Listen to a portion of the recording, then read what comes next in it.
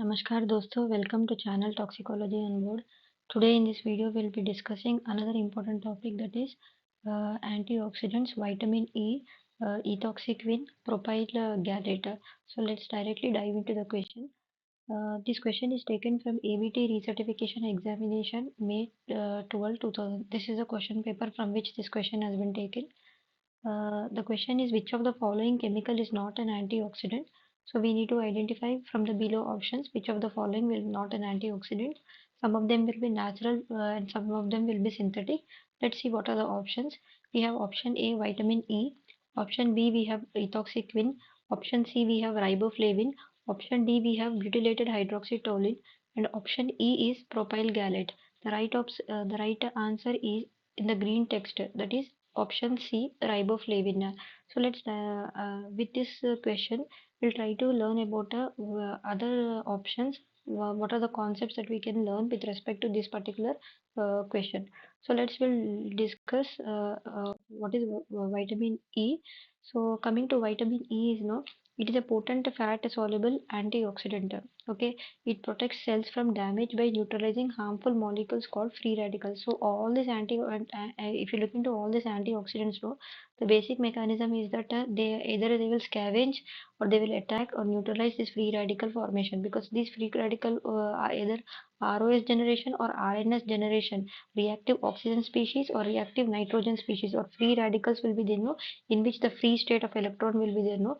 They are very highly reactive. They will react either with the cell membrane, and they'll disrupt the cell membrane, and this by thereby they will cause the death of the cell. So we have to inhibit that particular thing. So these antioxidants, what they will do, they will scavenge, they will protect the cell from damage by neutralizing these harmful molecules called free radicals. They will neutralize these free radicals, which are formed from either food conversion, okay, if there is a spoilage in the food, or pollution, or UV light. Okay, so with respect to light and pollution, you read about photochemical smog, and London smog, in which also free radical formation will be there. Okay, SO2, NO, like that, carbon monoxide radical, all these things will be for.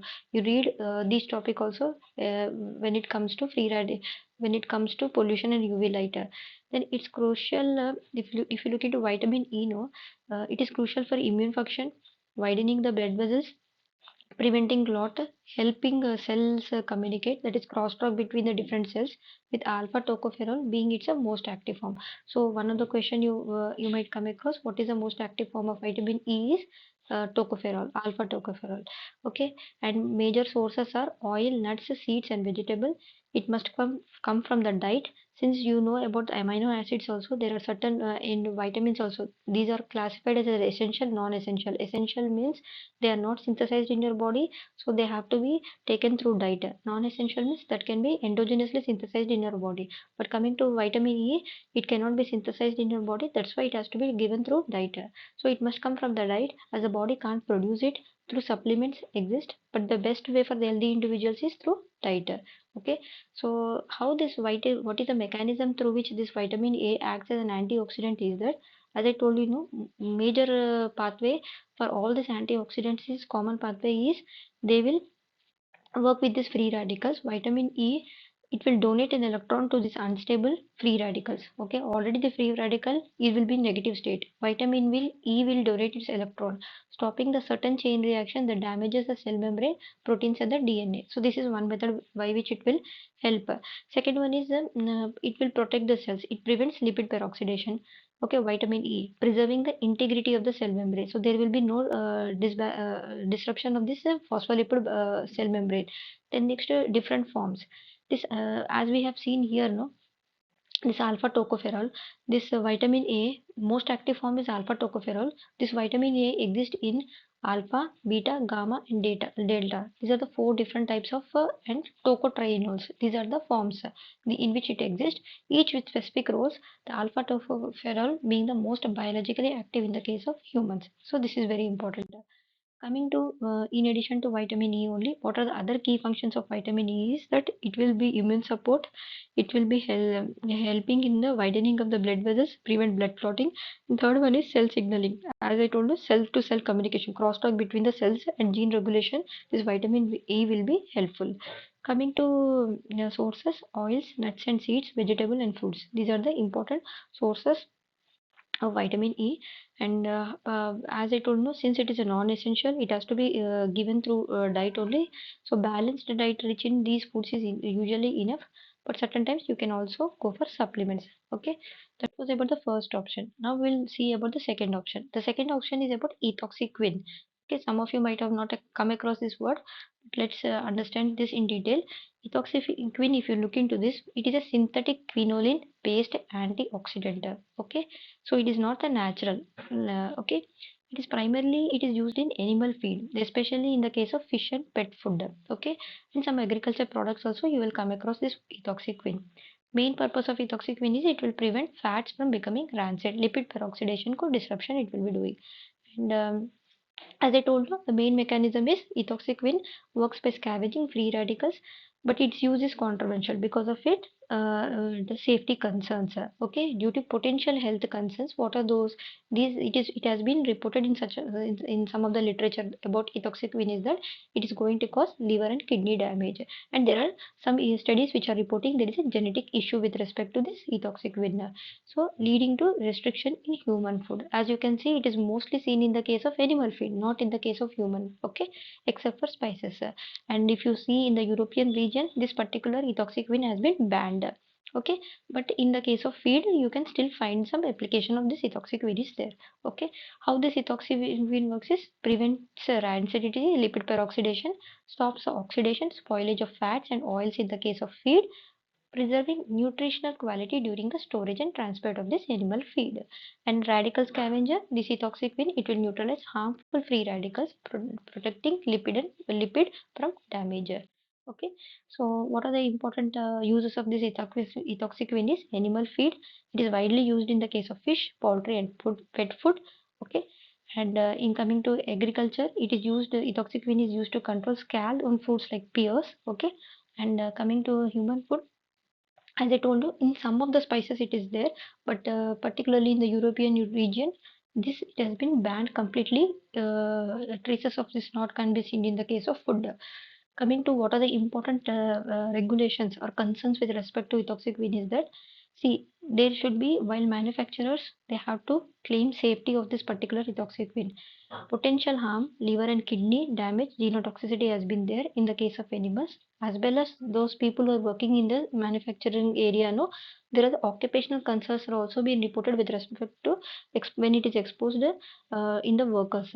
Okay, so another thing is that if you see this has a tendency to transfer to human, can pass from feed to farmed fish, poultry, eggs, exposing humans indirectly. This is a classic. This is another example for indirect kind of exposure.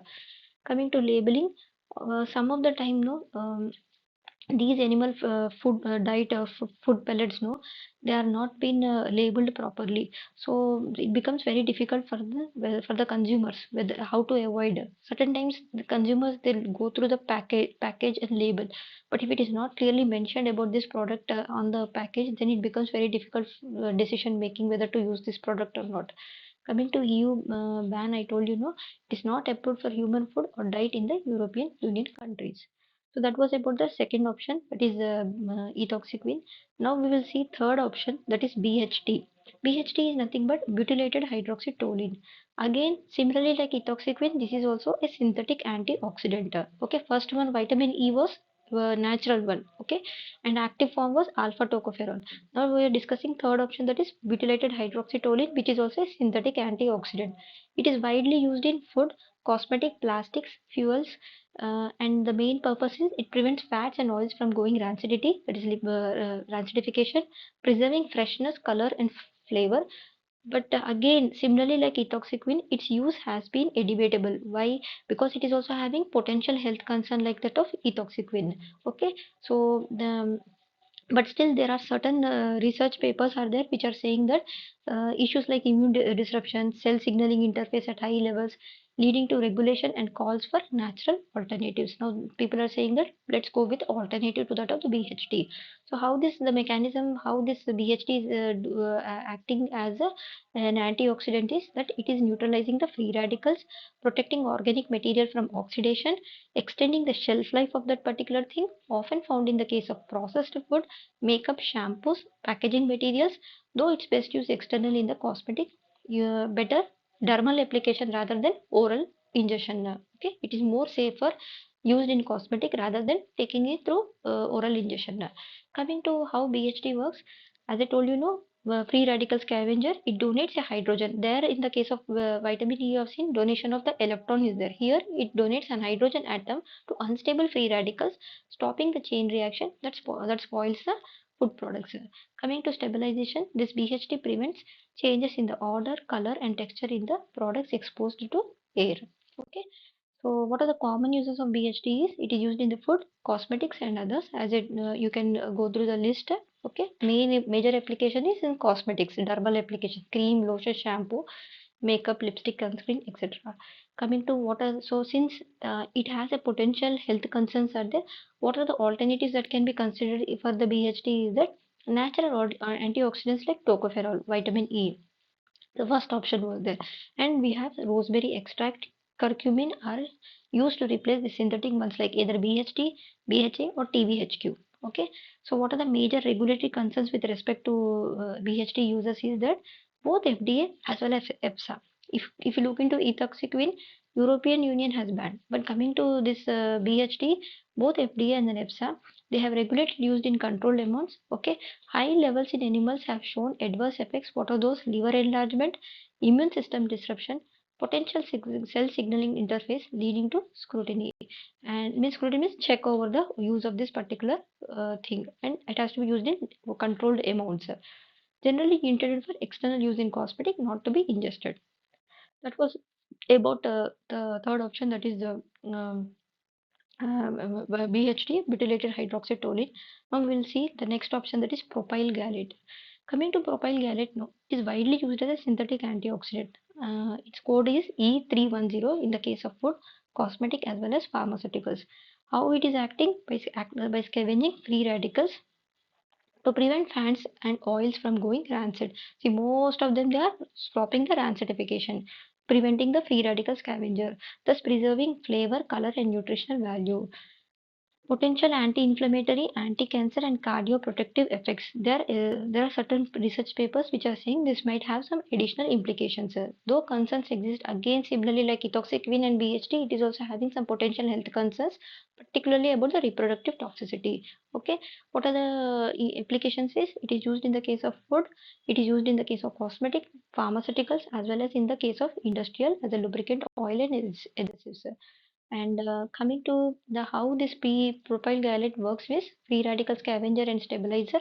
Okay, and if you look into alpha tocopherol, that is it was acting donating electron. The BHT was doing donation of hydrogen. Here in the case of propyl gallate, what it is doing is that it is neutralizing this free radicals through mechanism single electron acid transfer or hydrogen transfer. Both are there in this case one, prevents oxidation in products containing fats and oils, and it will extend the shelf life of the particular product.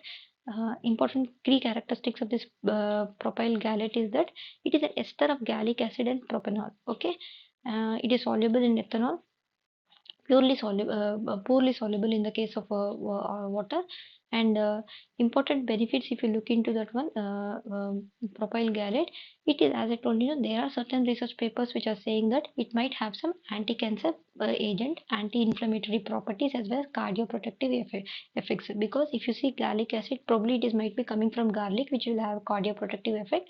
And concerns, regulatory concerns are, as I told you, there are certain research papers which are stating that it might have some potential reproductive toxicity, male infertility, disruption of this mitochondrial functions at high levels, leading to ongoing safety and review and regulation with respect to usage of this particular propyl gallate. Okay, thank you so much. Hope from this video you will be able to understand about the important vitamins and antioxidants, their mechanism of action, and some restrictions which are given by the regulatory agencies because of some kind of toxicity which is observed. You have seen that certain ones are causing male reproductive toxicity also. So because of which there will be usage, and certain products are banned in specific region, but they are still used in other thing. And certain times they are banned in specific population, animal, human population, but can be used in animal. But still there is an indirect exposure. So hope, be curious. For any questions, you can always write mail to arya.priyanka18@gmail.com. Like, subscribe, and follow my YouTube channel, Toxicology on Board. All the best for your exam.